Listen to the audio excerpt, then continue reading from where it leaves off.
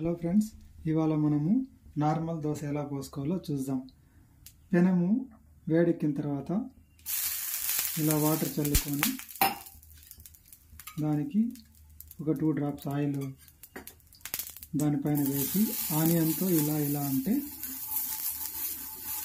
So మనకి పెనంకి అతుక్కోకుండా దోశ బాగా వస్తుంది అన్నమాట. దానికోసమని ఇలా ఆయిల్ వేసి ఆనియన్తో వేసుకోవాలి. ఇప్పుడు మనము దోశ బ్యాటర్ ఎత్తుకొని ఇలా వేసి గరిటెతో ఇలా అంటే మన నార్మల్ దోశ రెడీ అవుతుంది. ఇప్పుడు దానికి కొద్దిగా ఆయిల్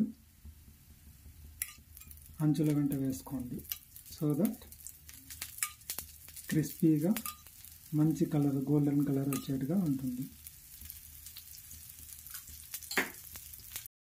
సో చూసారా ఫ్రెండ్స్, ఇలా గోల్డెన్ కలర్ వచ్చిన తర్వాత మనము ఒక ప్లేట్ తీసుకొని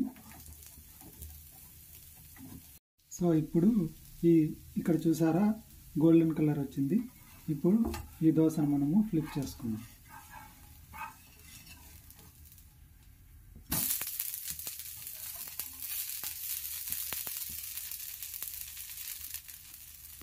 సో ఇలా గోల్డెన్ కలర్ వచ్చిన తర్వాత ఒకసారి అలా ఫ్లిప్ చేసుకొని ఇప్పుడు దోశని ప్లేట్లో తీసుకొని ఇలా మడకేసి తీసుకుంటే దోశ రెడీ.